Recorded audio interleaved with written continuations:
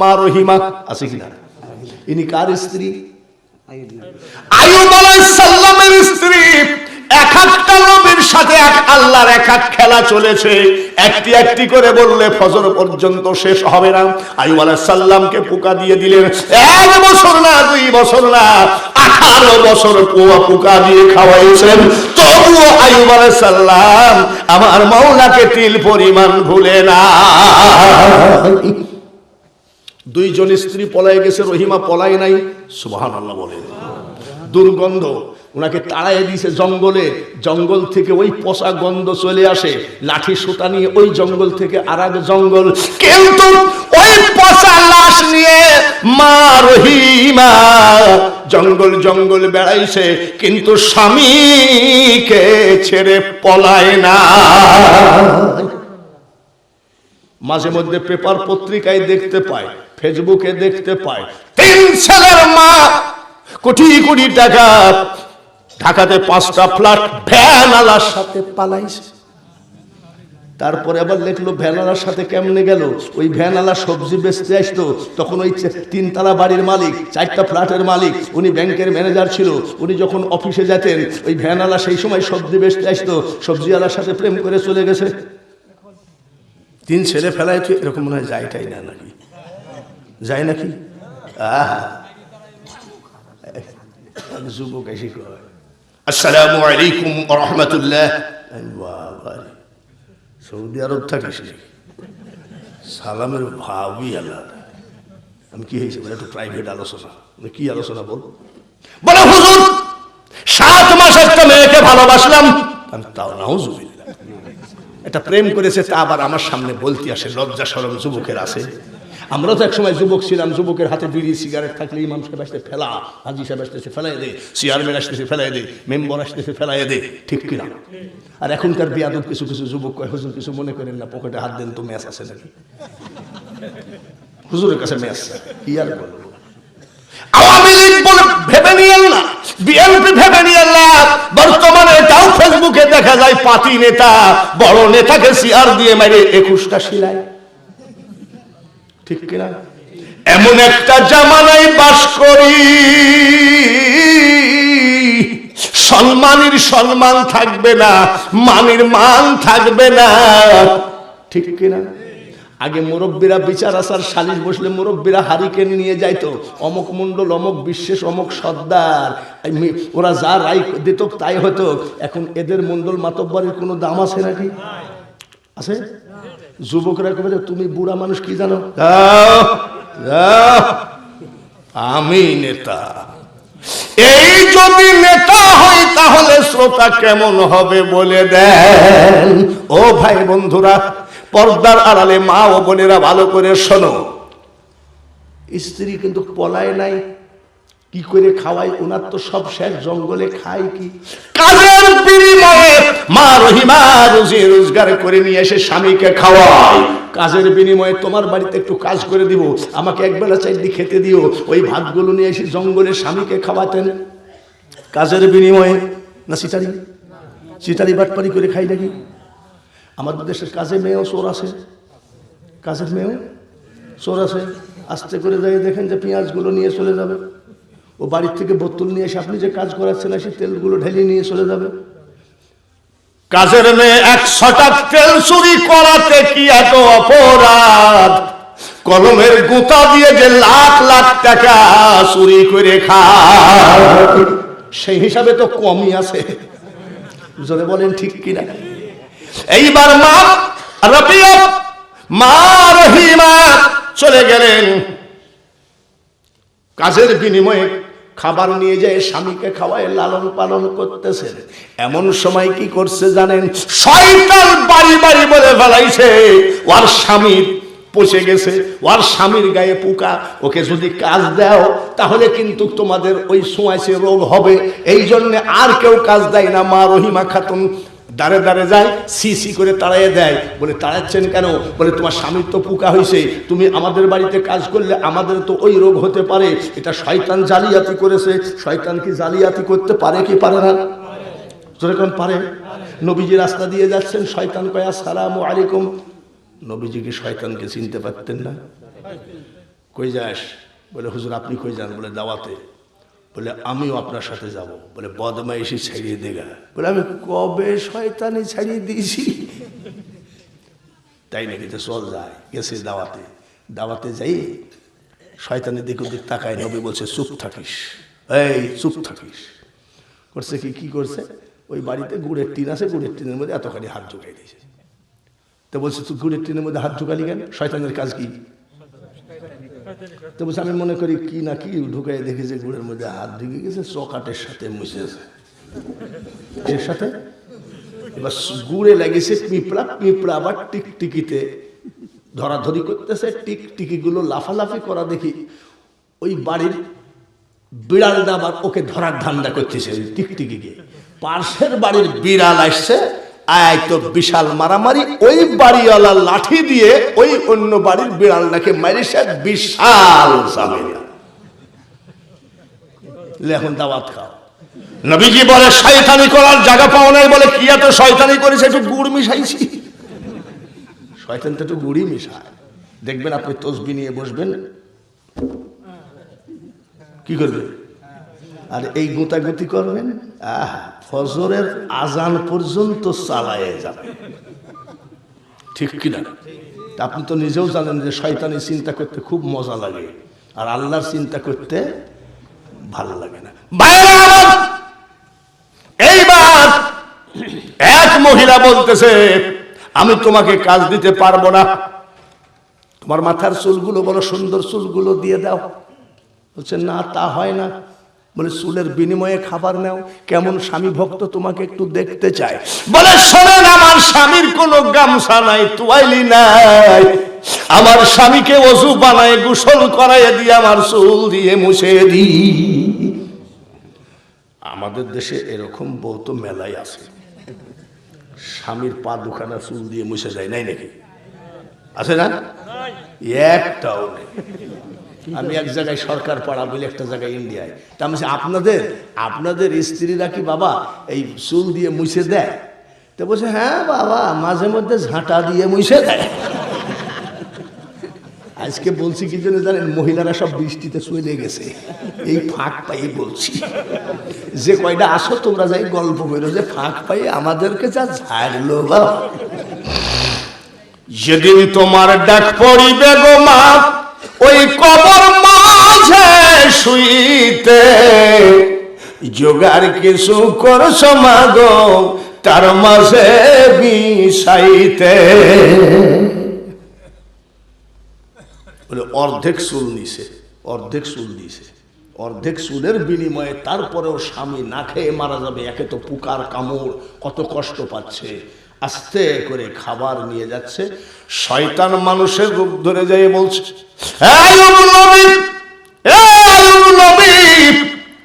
তুমি যে নবী নবী করো, তোমার স্ত্রী তো পাকা চোর। কি চোর? পাকা না কাঁচা?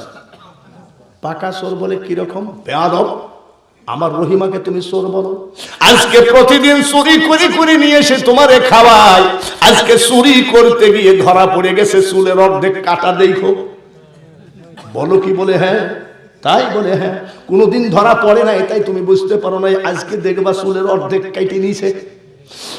বাবা আইয়ুব আলাইহিস সালাম জঙ্গলের মধ্যে থেকে চূড়া বেত নিয়ে বসে আছে। রহিমা রে, যদি কথাটা সত্য হয় তাহলে তুমি, আমি যে আল্লাহর নবী, তুমি আমার উপরের মাংস পচে গেলে কি হবে? তুমি আমার কলবকে চুরি করা খাবার খেয়ে খেয়ে কলবকেও পচায়ে দিয়েছ। তোমাকে এই বেত দিয়ে মেরে ফেলবো, 101টা বেত মারবো। তুমি মরে গেলে বাকি থাকলে বাকিটা তোমার লাশের উপরে মারবো। নবী মানুষ ওয়াদা করে ফেলাইছে। নবীর ওয়াদার আমাদের ওয়াদা একই নাকি? না, এক না। চেয়ারম্যান ভোট কটা? নৌকা মার খাইছে। চাচা কিছু মনে করবেন না, দে 1 কেজি জিলাপি দে। 1 কেজি জিলাপি খেয়ে চাচা কয় খোদার কসম চিন্তা করিস নি ভোট তোর।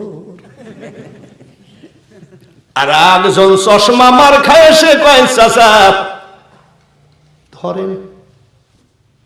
500 টাকা পকেটে থুয়ে কয় খোদার কসম ভোট চশমা।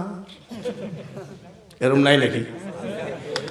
মাত্র 50 টাকা ইমান নষ্ট করো মুসলমান, 1 কাপ চায়ে ইমান নষ্ট করো, যেদিন সাই হিসাব নেবে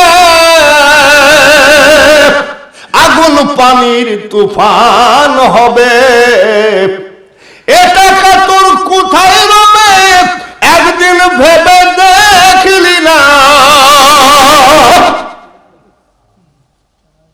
টাকা ইমান নষ্ট, জিলাপিতে ইমান নষ্ট, তাই না?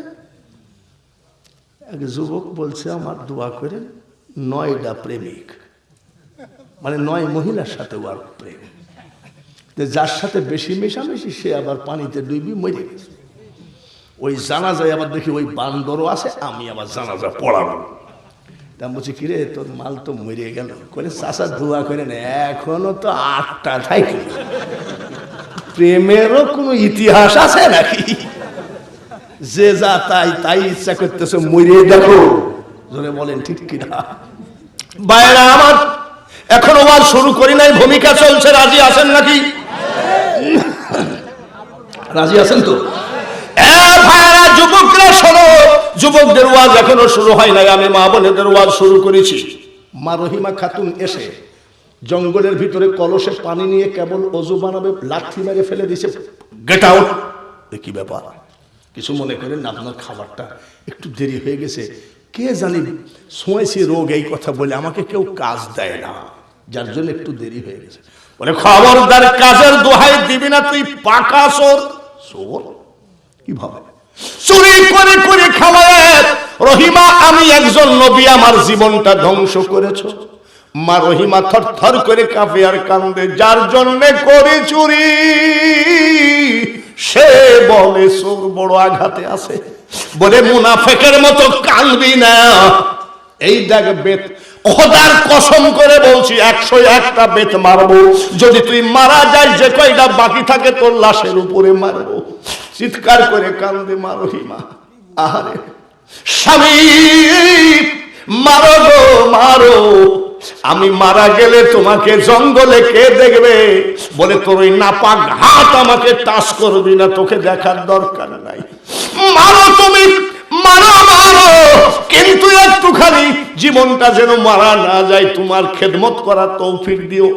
মা রহিমা দাঁড়িয়ে কান্দে। আইয়ুব আলাইহিস সালাম কেবল বেত তুলে মারবে। আল্লাহ কি হকের পক্ষে না বেহকের পক্ষে? আল্লাহ কি সত্যের পক্ষে না মিথ্যার পক্ষে? তুমি যতই মিথ্যা কেস দাও না কেন, মিথ্যা মামলা দাও না কেন, একদিন দেখবা ওই আসামি বের হয়ে আসবে, কিন্তু তোমার জীবনের অস্তিত্ব বলে কিছু থাকবে না। এটা হলো আল্লাহর মার, দুনিয়ার বার। হযরতে বাবা আইয়ুব আলাইহিস সালাম ডাক দিয়ে বলতেছে, দাঁড়া। আল্লাহর আরশ কাঁপে, সুবহানাল্লাহ। আল্লাহ কয়, জিবরাইল রে দেখ দেখ ইবলিস শয়তান কি দুর্ঘটনা ঘটাইছে, দেখ দেখ, তাড়াতাড়ি আমার বন্ধু আইয়ুবকে বল, খবরদার খবরদার, রহিমাকে যদি একটা বেত মারে, ওই বেতের আঘাত কাল কিয়ামতের মাঠে আমি আল্লাহর গায়ে দেখা যাবে। খবরদার, আমি আল্লাহ বলছি কোনো বেত্রাঘাত করা যাবে না। জিবরাইল ফেরেশতা গিয়ে বলতেছে, আসসালামু আলাইকুম হে আইয়ুব আলাইহিস সালাম, কি ব্যাপার? বলে বেয়াদবকে আমি আজকে মেরেই ফেলবো। খবরদার, আপনি রহিমাকে বেয়াদব বলবেন না, রহিমাকে চোর বলবেন না। আইয়ুব আলাইহিস সালাম বলছে, তাহলে তোর মাথার চুলটা কাটা কেন? জিবরাইল বলছে, মাথার চুল কাটা কেন? তাহলে আমি বলি, বলে কি, কেউ আপনাকে খাবার দিবে না, আপনার কষ্ট রহিমা সইতে পারে না, আপনার ক্ষুধা রহিমা সইতে পারে না। রহিমা যে কতদিন খাই নাই রে আইয়ুব, আমি জিবরাইল জবান দিয়ে বলছি, কাজের বিনিময়ে খাবার নিয়ে এসে তোমারে খাওয়াইছে। আল্লাহর বান্দি রহিমা কিন্তু পানি খেয়ে খেয়ে কাটাইছে। দেখো দেখো, আইয়ুব আলাইহিস সালাম বলছে, তাহলে ওর চুল কাটা কেন? বলে মহিলা সব চুলগুলো চেয়েছিল, অর্ধেক চুল রেখেছে তোমার গা খানা মুছে দেওয়ার জন্য। আল্লাহ আরশে মুআল্লাই কষ্ট পায়। বলে তাই নাকি? আইয়ুব আলাইহিস সালাম বেত ফেলায় দিয়ে থরথর করে কাঁপে, আল্লাহ ঠিক আছে, রহিমা সৎ মানুষ, তুমি যখন বলছো আর কিছু করার নাই। রহিমা চিৎকার করে কান্দে। বলে মাবুদ, রহিমা সৎ মানুষ, কিন্তু আমি যে কসম খাইছি মারবো, এখন কি করা যায়? আমরা কি কসম খাই না নাকি? কসম খাই না? খোদার কসম, কালকে টাকা নিয়ে 10 বছরের ভিতরে খোদার কসমের ক্ষয় নাই, ঠিক কিনা? আর নবী বলে, আমি যে আল্লাহর নামে শপথ করে ফেলেছি, এখন কি হবে? আল্লাহ তাআলা বলে, জিবরাইল তুমি বলে দাও, যেহেতু নবী শপথ গ্রহণ করেছে, 101 বার ওই বেতটা আমার রহিমার গায়ে শুধু টাচ করবে। যদি টাচ করতে গিয়ে কোন রকম দাগ হয়ে যায়, ওই দাগটা কিয়ামতের মাঠে আমি আল্লাহর গায়ে পাবে। আল্লাহওয়ালা যখন হয়ে যান, আলা ইন্না আউলিয়া আল্লাহি লা খাউফুন আলাইহিম ওয়ালা হুম ইয়াহজানুন। চোরের ভয় আসে কিনা? চোরের টেনশন আসে কিনা? প্রধানমন্ত্রীর টেনশন আছে কিনা? রাষ্ট্রপতি অ্যাডভোকেট আব্দুল হামিদ সাহেবের টেনশন আছে, মেম্বারের টেনশন আছে, চেয়ারম্যানের টেনশন আছে। শুধু টেনশন নাই একমাত্র যারা আল্লাহওয়ালা। আমি বাঙালি হুজুর বলছি না, আল্লাহ নিজেই বলছে, আল্লাহওয়ালা লোকের কোনো ভয় নাই, টেনশন নাই, চিন্তা নাই, ওদের জন্য আমি আল্লাহই যথেষ্ট। 42 বছর ওয়াজের ভিতরে 26 বছর আমি ভারতে ওয়াজ করেছি বাবাজি। ভারতে যখন ওয়াজ করতে যাই তখন আমার বিয়ে হয়েছে, বাচ্চা কাচ্চা হয় নাই। ওই মুহূর্তে আমি ওই দেশে সাইকেল নিয়ে মুর্শিদাবাদের ডোমকুল, ইসলামপুর, সাদিখানদিয়ার, সাহেবরামপুর, চাঁদের পাড়া, বহু জায়গাতে সাইকেলে আমি ওয়াজ করেছি। এখন আমি বৃদ্ধ হয়ে গেছি, তাহলে সেই যৌবনকালে আমি ওয়াজ করেছি। বন্ধুরা, ওই জামানার থেকে আমি একটা কথা বলে যাই, মালদহে রওনা দিব, মাইক্রো কিনলাম ইন্ডিয়ায়, মালদহে রওনা দিব, গেছি। তা আমার আবার ওয়াজ করার টাকা থাকে, এই ধরনের একটা হুজুর, ওর নাম মৌলানা এনাম, বিদেশ জায়গা, ওর কাছে থাকি, ওর বাড়িতেই থাকি। মালদা ফারাক্কা ব্রিজের এই পাশে একটা চার দোকানে চা খাইয়ে বিল তুলেছি 80 টাকা, মানে নাস্তা টাস্তা দিয়ে আর কি, 6 জন লোক। তা বলছে এনামুল টাকা দাও। এনামুল মানে ওই আমার ম্যানেজার এনামুল। তা বলছে হুজুর, ও আবার বলতেছে, হুজুর আমি তো টাকা আনি নাই। আমি টাকা আনো নাই, তাহলে এখন চার দোকানে কি হবে? তো বলছে আমি তো মনে করেছি আপনার কাছে টাকা আছে, আমার কাছেও তো টাকা নাই। আরে সেলুন্দা বাজারে যদি চা বাকি করে খায়, আমি যদি বলি আগামী সপ্তাহে সাজাদপুরে ওয়াজ আছে দিব, আমাকে কি একবারে কি গাড়ি কাড়ি নেবে নাকি? কিন্তু বিদেশ জায়গা যে, আমার ড্রাইভার হিন্দুর ছেলে, ওর নাম আশিস। আমি 80 টাকা আছে, তা আশিস হাসতেছে, আমি কোনোদিন টাকা আনি নাই, আজকে আপনার বৌমার কাছ থেকে আমি 100 টাকা আনছি। আমি টাকা বাঁচা, মানির জোর বাঁচা। চার বিল্ডার দেওয়া হয়েছে, স্টার্ট দেখ। আর এনামুলকে বকছি আমি, তোমার বাপের টাকা নাকি? আমার টাকা সবসময়, একটা বিদেশে গাড়ি যাবে, একটা টায়ার পাংচার হয়ে যেতে পারে, তেল শেষ হয়ে যেতে পারে, জোরে বলেন ঠিক কিনা? আর তুমি টাকা আনো না? বলে হুজুর এরকম ভুল আর হবে না। স্টার্ট দেখ। কেবল গাড়ি স্টার্ট দেবে, ওই রাগ তো মাথায় উঠে বসে আছে। 30-35 বছরের একটা লোক এসে ভাই, হুজুর আসসালামু আলাইকুম। আমি ওজান, ওয়ালাইকুম সালাম। আরে মেজাজের সময় একটু সালাম দাও, স্বাদ লাগে না, তাই না? আমার এক বন্ধু কেসে পড়িছে, কেসে, তোমার আজকে জেল হবে। তা আমি বলছি যে ভাই আসেন, একটু কাজ আছে। বলে কি? বলে বিশাল একটা নাটক আপনার দিয়ে করাবো। তা বলছে ভাই আমার ব্রেনের মধ্যে যে নাটক আছে এইটাই তো শেষ হচ্ছে না। তো এক লোক এসে কয় আসসালামু আলাইকুম। এই ভাই ডিস্টার্ব করেন না তো। সালামু আলাইকুম ওরা বলছে কি ডিস্টার্ব করেন না। তার কারণ এমনও সময় থাকে তখন ওয়ালাইকুম সালাম আর আসসালামু আলাইকুম, ওয়ালাইকুম সালাম জানতো। বলে হুজুর আপনি মোখলেসুর রহমান বাংলাদেশের? আমি হ্যাঁ, কি হয়েছে? হুজুর হুজুর গত বছর ধুলিয়ান বলে একটা জায়গা, জালসায় আপনি দোয়া করেছিলেন। আমার দীর্ঘদিন বিয়ে করেছি, বাচ্চা কাচ্চা হয় না। আপনি দোয়া করেছিলেন, আল্লাহ তাআলা একটা বাচ্চা দিয়েছে। বাচ্চাটা খালি কান্দে, জ্বর জ্বালা লেগেই থাকে। আমার বউ খালি বলে হুজুরকে 1000-2 টাকা দিও। বলে হুজুর কি বাড়িতে নাকি? বাংলাদেশে। তা আজকে আমি মাইকিং শুনি 2000 টাকা পকেটে করে যাচ্ছি, তো হুজুর টাকাটা যদি আপনি নিতেন তাহলে আর আমি জালসায় যাব না, কষ্ট করে আমি লিব না, মানে তাড়াতাড়ি দে। এখনো আল্লাহর সাথে প্রেম লাগাও, ভালোবাসা লাগাও, রনে বনে জলে জঙ্গলে কোন জায়গায় ঠেরো না।